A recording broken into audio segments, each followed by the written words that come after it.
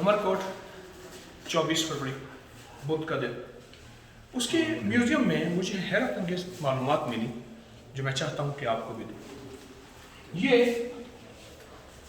अकबर जो यहाँ पैदा हुआ बादशाह, उसके बाद हमीदाबाद में इसकी वालदा और हुमायूं, हाँ कि हुमायूं जो है, अब देखिए जरा हुमायूं की तस्वीर सारी की सारी रशियन, उज़्बेकिस्तान, बुखारा, समरकंद के लोगों की तरह है, बिल्कुल ठीक पेंटिंग है। अच्छा, हम जरा अब यहाँ आते हैं।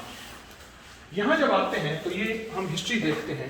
ज़हीरुद्दीन बाबर, हाँ, ये इसके वालिद थे मिर्ज़ा उमर शेख। उसके बाद ये नसीरुद्दीन हुमायूं के बाद अकबर, जलालुद्दीन अकबर जो किला उमरकोट में पैदा हुआ। अकबर का फिर बेटा जहांगीर, शहजादा सलीम, नूरुद्दीन जहांगीर, और फिर ये शाहजहां, शहाबुद्दीन मोहम्मद शाहजहां 1658 तक, और ये 5वां ताजदार था मुगलों का। और मुजफ्फर शाह आलम बहादुर, मुअज़्ज़म शाह भूल गया मैं, ये 1712 तक रहा। और फिर औरंगजेब आलमगीर, ये तकरीबन 50 साल इसने हुकूमत की। और इसके बाद ये शाहरुख है, ये 1707 तक। इसके बाद मुगलिया इक़्तिदार ख़त्म हुआ।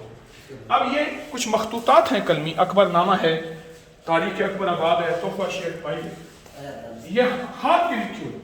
और ये आगरा के महल में कौन कौन सी पत्थर इस्तेमाल हुए और कितने पत्थर इस्तेमाल हुए, कि कौन से पत्थर। और उसके बाद दीवान नज़ीरी है, उर्फ़ी शिराजी का मशहूर दीवान, इकबालनामा, जहांगीर, कलमी, हाथ की लिखी हुई सारी किताबें हैं। और ये सारी हाथ की लिखी हुई किताबें हैं। ये महाभारत, संस्कृत की तसनीफ, ये भी हाथ की लिखी हुई है, कलमी मखतूतात है। बीरबल हाथ की लिखी हुई, हाथ की बनी हुई ये तस्वीर हैं अकबर और उसका वजीर टोडरमल। और ये राजा मान सिंह ठाकुर राजा मान सिंह, ये एक मुगलिया काफिला पेंटिंग का। और ये शाही महल में एक दरवेश के साथ ये मुगल बादशाह शाही दरबार का मंजर। और ये औरंगजेब आलमगीर, ये हाथों की लड़ाई हो रही, बादशाह झरोके बैठा देख रहा। ये सर अकबर बादशाह अपने दरबार में बैठा है। बहुत ज़बरदस्त पेंटिंग है और बहुत पुरानी, इसकी हिस्ट्री लिखी हुई है। ये मुख्तलिफ तस्वीर हैं।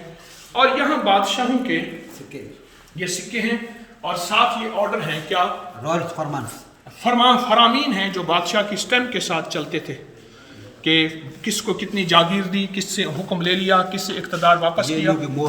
ये उनकी मोहर है। ये सारी फरामीन हैं। ये अंग्रेज दौर की बंदूकें हैं और रिवाल्वर है, और ये ज़रा, और ये सीना है, और ये ढाल है, ये तलवार। अच्छा, अब एक नक्शा हमें, ये हमारे गाइड हैं, क्या नाम है आपका? मुमताज़ अली खोसो। तो सिंध में खोसो कहते हैं, पंजाब में खोसा कहते हैं। सिंध में सोमरो कहते हैं, पंजाब में सोमरा कहते हैं। सिंध में भुट्टा कहते हैं, पंजाब में भुट्टो कहते हैं। ठीक है। अच्छा, आइए हम ये आप जरा बताएं हुमायूं का। अच्छा, बस ये कनौज से निकलता है सर, कनौज से आगरा आता है। ये फतह नाम है उसका, फतह करता है या शिकस्त है? ये फतह करता है। ये जो सुर्ख लाइन है, जी हाँ, सुर्ख लाइन फतह करता जाता है। आगे कहाँ कनौज से? ये कनौज से निकलता है आगरा सर। आगरा से आया उच्च सर, जिला बहावलपुर। जी हाँ सर, जहाँ मेरा घर है। जी सर। उच्च से बखर आया सर। बखर, जी हाँ सर। अच्छा सर, बखर को पहले सखर को बखर बोलते थे, सखर को बखर बोलते थे। ठीक है, मुगल दौर में। अच्छा, उसके बाद जून आया सर। जून के बाद उमरकोट आया था, अकबर बादशाह पैदा हुआ। उमरकोट बादशाह पैदा हुआ, हुमायूं अकबर बादशाह सर। ठीक, अच्छा अकबर बादशाह। हाँ, उसके बाद छठे की शायद ली, 7 गया सर। 7 के बाद सिब्बी गया, सिब्बी मस्तंग गया सर। मस्तंग के बाद मस्तूम, ये बलोचिस्तान खुजदार के साथ जी। उसके बाद सर कोयटा गया, फिर सिस्तान गया सर। सिस्तान जहाँ हजरत ख्वाजा अजमेरी पैदा हुए। जी हाँ सर। उसके बाद हाट, हाँ, और मशहद चला गया ईरान सर। Mashhad Iran. उसके बाद सर सीधा जीलान गया।